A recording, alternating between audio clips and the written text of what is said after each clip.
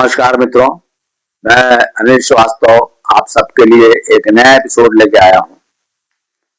और जैसे मैं इसको राज्यवार बताने का प्रयास कर रहा हूं, तो राज्यवार जब बताने का प्रयास कर रहा हूं तो पिछले एपिसोड तक मैंने आपको महाराष्ट्र, और मैं बहुत जल्दी जल्दी इसको कर रहा हूं क्योंकि बहुत ही प्राचीन, जैसे महाराष्ट्र के बारे में मैंने आपको बताया। अब कई लोगों को इस पर आपत्ति थी कि महाराष्ट्र के जो प्रसिद्ध संत हैं, जैसे गजानन महाराज, शिरडी के साईं बाबा और अक्कलकोट के समर्थ स्वामी समर्थ, उनके बारे में नहीं बोला। तो मित्रों, मैं इसलिए नहीं बोल रहा हूँ कि कभी भी मौका मिलेगा तो जो आधुनिक संत, आधुनिक काल, क्योंकि ये सब 100-150 साल वाले हैं, जितने हैं ये जो 3 नाम मैंने लिए जो प्रसिद्ध संत हैं, ये 100-150 साल वाले। तो इस भाई ऐसे संत ज्ञानेश्वर, संत तुकाराम बहुत हैं। फिर आप उधर पे मीराबाई, सूरदास, तुलसीदास, ये सब भी हैं। तो मैं ये चाहता हूं कि जो आधुनिक संतों का जो कहना चाहिए आदि शंकराचार्य से स्टार्ट करके अधिक संतों के बारे में मैं एक सीरीज में बताऊं, तो इसलिए मैं यहाँ पे महाराष्ट्र वाली बात को समाप्त कर दिया। अब आइए आज हम देखते हैं कि कर्नाटक में क्या हुआ, क्योंकि महाराष्ट्र के बाद नीचे कर्नाटक आएगा सोलापुर के बाद। तो आइए आज का एपिसोड प्रारंभ करते हैं।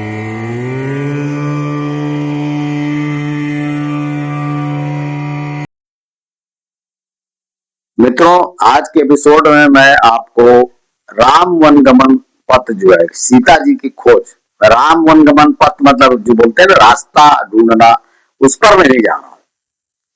क्योंकि जब मैं पढ़ता हूँ वाल्मीकि रामायण, तो जिस चीज में लोगों को आश्चर्य नहीं होता, मुझे उस चीज का आश्चर्य होता है कि भाई इतने गहन वन में श्री राम कैसे सीता जी को ढूंढते हुए चले गए। अब देखिए, मैंने आपको बताया था एक एपिसोड में, महाराष्ट्र वाले एपिसोड में, कि जो सर्व तीर्थ है वहां जटायु उनको घायल अवस्था में मिले, श्री राम लक्ष्मण जब ढूंढते गए, तो जो उसके जो वाल्मीकि रामायण में जो कि उनको घटनाएं बताई गई वाल्मीकि जी को, या जिन्होंने भी बाद में लिखा, तो उनको वो सब जगहों पे तो नहीं गए, उनको घटनाओं को पता चला कि भाई ऐसी जगह पे ऐसा ये घटना घटी थी, पर वो जगह कहाँ है, कितनी दूर है, इसका अंदाजा नहीं था।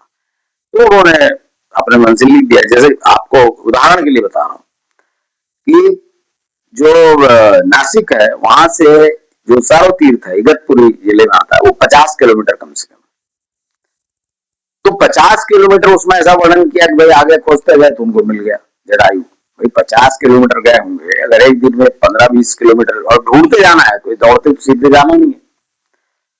तो जो चिन्ह देखते हुए, पहले पैरों के चिन्ह, फिर वो रथ के चिन्ह, ऐसा देखते हुए गए। तो ऐसा देखते देखते जाने में उनको 2 दिन तो कम से कम लगा होगा, 2 से 3 दिन।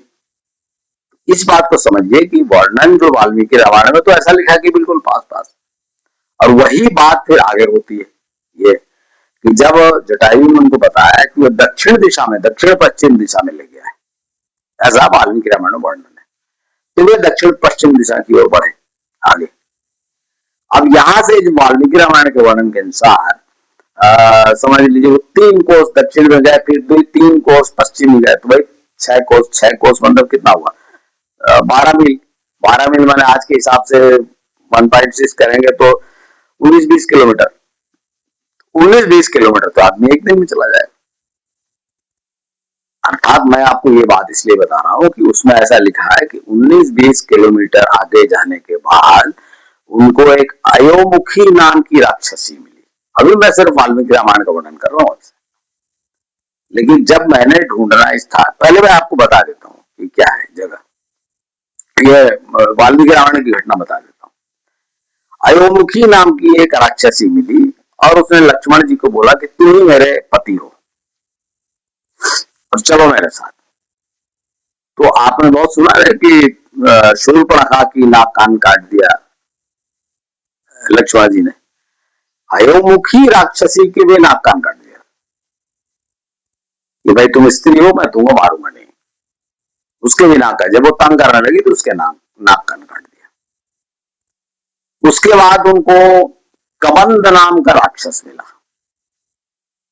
और उसमें बड़ा विचित्र वर्णन है, आप देखिए वाल्मीकि रामायण में बहुत ही विचित्र वर्णन है कि वो राक्षस ऐसा था जिसका कबंध, मैंने जानते हैं धड़, केवल धड़ था, और उसका सिर जो था, मुंह उसके पेट में बना हुआ था, और उसके पैर नहीं थे, और वो उसके भुजाएं 2-2 योजन दूर लंबी थी। मतलब मैं आपको इसलिए बता रहा हूं कि आप इस बात को देखिए कि कैसा चमत्कारिक वर्णन है कि 2-2 योजन लंबी थी। यानी सीधी सी बात है कि एक ऐसा राक्षस था जिसके पैर टूटे हुए थे और भुजाएं बड़ी विशाल थी, जो उसके पकड़ में आ जाता था, नहीं निकलता था। तो उस राक्षस ने दोनों भाइयों को, श्री राम और श्री लक्ष्मण जी को पकड़ लिया। अब दोनों छटराने लगे, क्या हो, तो बड़ा दूसरा भी वर्णन है उसमें। लेकिन यहाँ पर क्या हुआ कि राम और लक्ष्मण ने दोनों ने अपने अपनी तलवार निकालकर दोनों भुजाओं काट दिया। एक को बाई भुजा पकड़ा था, एक को दाई भुजा में, दोनों का हाथ काट दिए। तो जब दोनों हाथ कट गए उसके कबंध के, तब वो मरने लगा। तो जब वो उसको उन्होंने जला दिया, जब जला दिया तो उसमें से गंधर्व निकल के आया। बोले, भगवान आपने मुझे मुक्त किया, मैं ऐसा ऐसा था, वो एक ऋषि है, वो उनको तंग करता था, तो उन्होंने मुझे श्राप दिया था। जब मैंने श्राप से मुक्ति का मार्ग पूछा तो उन्होंने कहा कि श्री राम तुम्हारा उद्धार करेंगे, तो आपने मेरा उद्धार कर दिया। और आप बताइए कि आप यहाँ कैसे घूम रहे, इस वन में पहुंचे कैसे। तब श्री राम ने कबंध को अपना पूरा परिचय दिया और बताया कि हम दक्षिण दिशा की ओर, हमको मार्ग संकेत मिला था कि दक्षिण की ओर मेरी पत्नी को ले गया है अपहरण करता। तो हम ढूंढते ढूंढते यहाँ तक पहुंचे और आगे अंधकार है, क्योंकि हमको कुछ पता ही नहीं कि भाई कहाँ जाना है।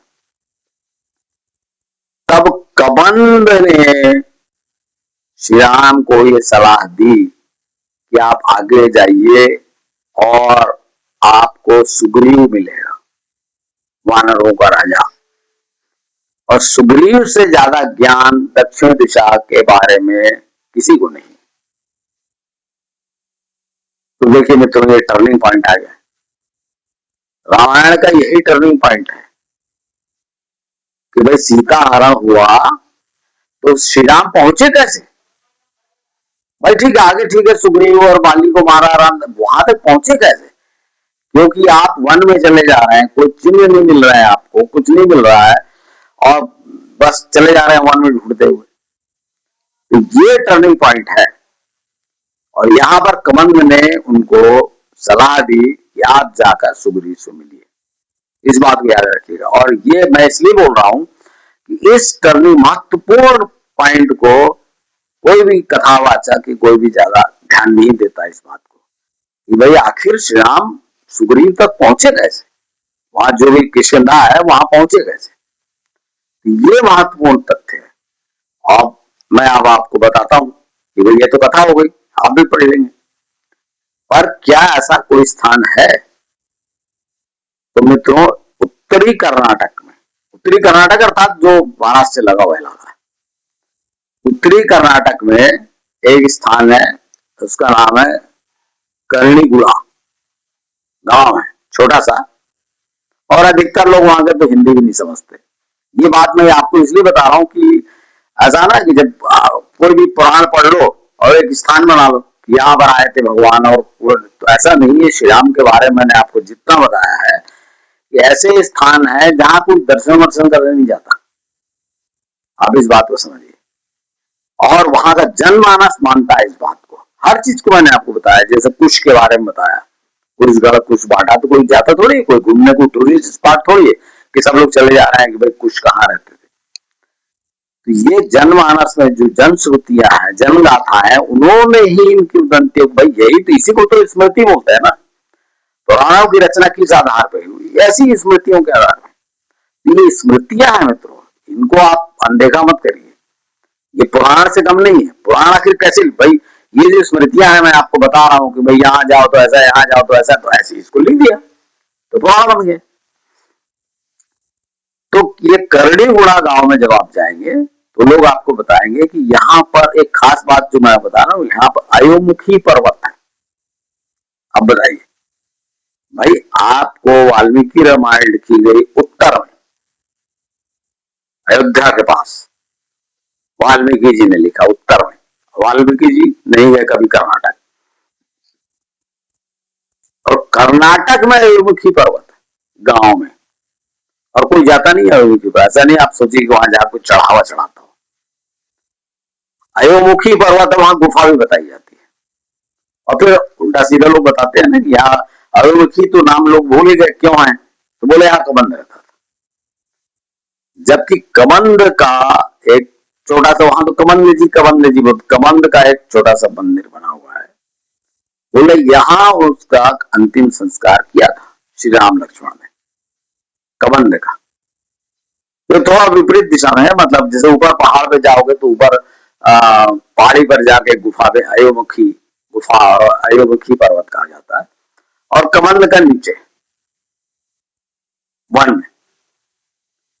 तो ये स्थान है मित्रों वो जिसने श्री राम कथा में एक महत्वपूर्ण मोड़ लाया, ये मैं आपको बताना चाह रहा था। और ये स्थान मेरे ख्याल से आपने बहुत कम लोगों ने सुना होगा, और ऐसे स्थान की मैं खोज में रहता हूँ कि बड़ा, और इस बारे में बहुत मतभेद है।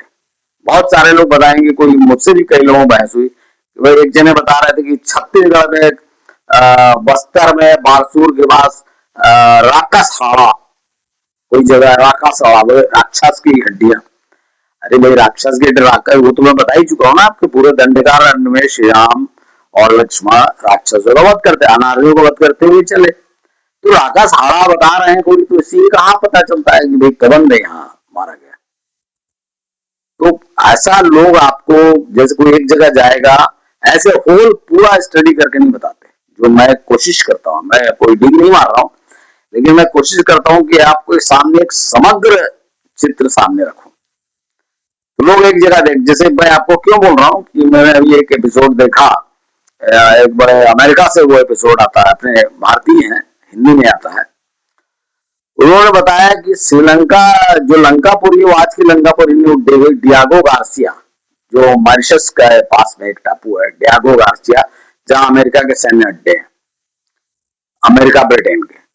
तो बोले यहाँ थी श्रीलंका। अरे भाई आप श्रीलंका यहाँ बता दो, क्यों क्यों उन्होंने कहा क्योंकि वाल्मीकि राम ने लिखा है कि श्री राम ने 1000 योजन लंबा पुल बांध दिया। तो बोले श्रीलंका तो पास में है 10-20 योजन पे, तो 1000 योजन तो बहुत दूर होना चाहिए। लेकिन मित्रों जब आप ऐसा बोलते, तुरंत किसी की बात को रिजेक्ट, उनकी बात को भी तुरंत मत रिजेक्ट करिए, आप उसको क्रॉस चेक करिए कि अगर 1000 योजन लंबा पुल बांधेंगे तो आप भी बाद में तो गहरा पुल, मैं तो श्रीलंका वाली बात जो बता रहा हूँ कि भाई उथला है, था ही, आपको बताया है कि वो कुमारी कन्नम था जिसको लेमुरिया कहा गया, ये तो पूरा थल थल था, वो नीचे का हिस्सा था, इसलिए धीरे धीरे समुद्र में डूबता जा रहा है। श्री राम के समय में उथला था, जरा जरा सा पानी आया था, वहां वो रावण तो आया था उसको, तो उसको राम ने भरवा दिया था। ये मैंने आपको बताया। डियागो गार्सिया तक आप कैसे पुल बांध सकते हैं, और क्या उसके कोई चिन्ह है? आज नहीं है, जबकि श्रीलंका वाले में तो है। इसके अलावा वर्तमान श्रीलंका में दूसरी बहुत सी चीजें हैं, अशोक वाटिका है, रावण का वो है, और सबसे बड़ी बात वहां पर ऐसी वनस्पतियां हैं जो हिमालय में होती हैं। जो जो आइलैंड है, द्वीप है श्रीलंका का, वहां पर वनस्पति होती है एक ही जगह, जो हनुमान जी ले गए थे और उन्होंने जमीन में रोप दिया था कि जब जरूरत पड़ेगी तब यूज करेंगे, तो वहां पर होती है। तो बहुत सारी चीजें आपको देखना पड़ता है। आप एक चीज कल के बताए ना, कोई एक चीज, एक जने एक और महान, मैं किसी की मतलब किसी का अपमान नहीं कर रहा हूं, उन्होंने अपनी मेहनत की, लेकिन होता क्या ना भाई, एक पक्ष देख के, जैसे रामायण पढ़े और वहां जाके देख लिया, आप उसको पूरी काल और सब चीजों को, जनश्रुतियों को नहीं देखा। जैसे एक ने बता दिया था कि जो उड़ीसा का जजपुर है वहां पे श्रीलंका थी, तो ऐसा लोग अपना अपना कोई बताते चलते हैं, वो अलग बात है।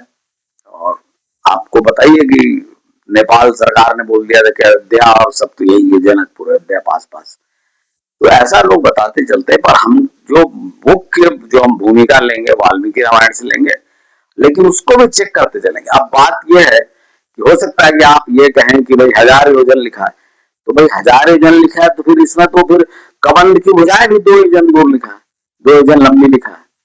तो क्या आप मानते हैं कि कोई वहां व्यक्ति था जिसकी 2 योजन है, कई किलोमीटर लंबी भुजाएं थी, मानेंगे आप उसको? उसको नहीं मानेंगे। तो उसको नहीं मानेंगे तो इसको क्यों मान रहे हो आप? 1000 योजन।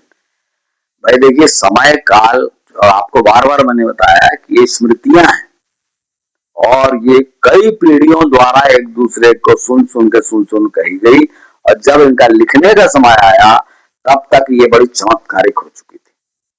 और इसके जो नायक थे, इन कथाओं के नायक, वो सब भगवान की उपाधि प्राप्त कर चुके थे। इसीलिए ये सब है। तो इसलिए जब मैं आपको ये नहीं बोल रहा हूं, मैं जो बोल रहा हूं उसको मान लीजिए।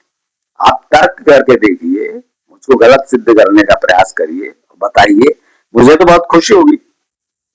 मैं उसको फिर नए सिरे से सोचूंगा, क्योंकि मैं तो आपको बताया ना मेरा बेस क्या है। वो भूमिका, जनश्रुतियां, गाथाएं और सारी घटनाओं का मैचिंग। और उसमें मैं तो वाल्मीकि रामायण में निकल क्या निकाला, पिछली बार मैंने आपको बताया था, वो लोनार सर वाला, कि भाई जहां पर वर्णन है वहां नहीं है, दूसरी जगह। तो मित्रों, आपको मैंने ये स्थान दिखाया जहां कबंध का वध हुआ था। और ये बात को आप याद रखिएगा, जो कबंध के बारे में तो फिर भी प्रसिद्ध है, सब लोग जानते हैं। अयोमुखी राक्षसी के बारे में नहीं जानते, इसके कहीं वर्णन नहीं आता। अब वाल्मीकि रामायण में लिखा हुआ अयोमुखी राक्षसी, और यहाँ पर अयोमुखी पर्वत है और गुफा है। तो ऐसा मैचिंग जब होता है तब आप मान सकते हैं कि हाँ, हम सही दिशा में आगे बढ़ रहे हैं। तो मित्रों, मैं आज का एपिसोड यहाँ समाप्त करता हूँ। और अगर आपको ये एपिसोड पसंद आया कि मैंने आपको एक नई जगह दिखाई जो उतनी प्रसिद्ध नहीं है, तो कृपया आप अपने मित्रों परिचितों में इसको अवश्य शेयर करें और मेरे अगले एपिसोड का इंतजार करें। धन्यवाद।